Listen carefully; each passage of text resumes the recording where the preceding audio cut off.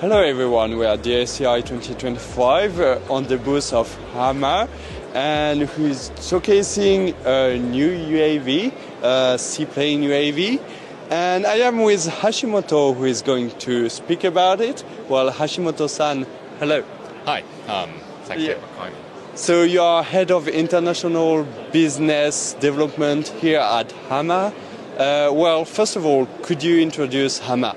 Yeah, of course. So we are a UAV manufacturing company and mainly specializing in fixed-wing UAVs recently. So one of the most unique products from Hama is the Hamadori seaplane type UAV. Yeah, so this is a very interesting product because it has specific features. Could you detail those? Thank you. Of course. So the most unique part of Hamadori is basically it is a seaplane type UAV which takes off on water and lands on water.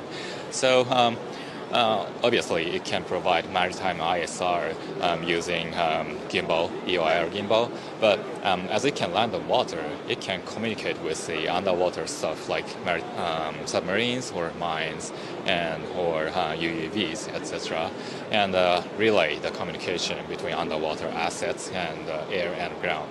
So I think that's the most unique point of UAVs, which cannot be achieved with the conventional UAVs. I see. So what would be the main application? You talked about making a relay between underwater systems and land or surface platform. What would be the main use cases of this system? So I would say it could be used in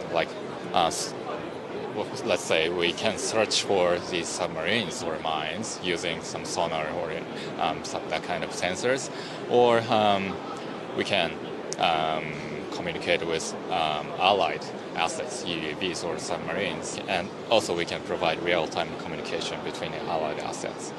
So.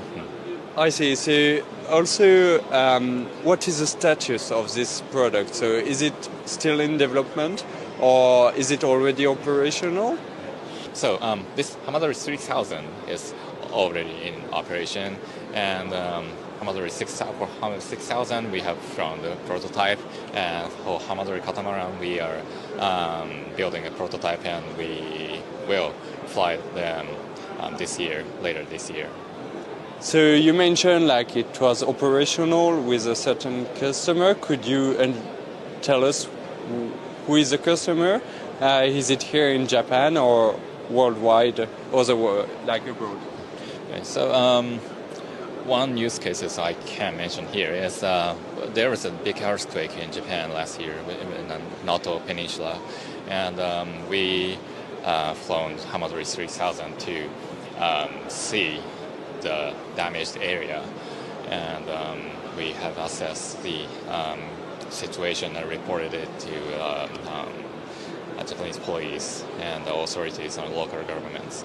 So that is the one use cases, and we are actively talking with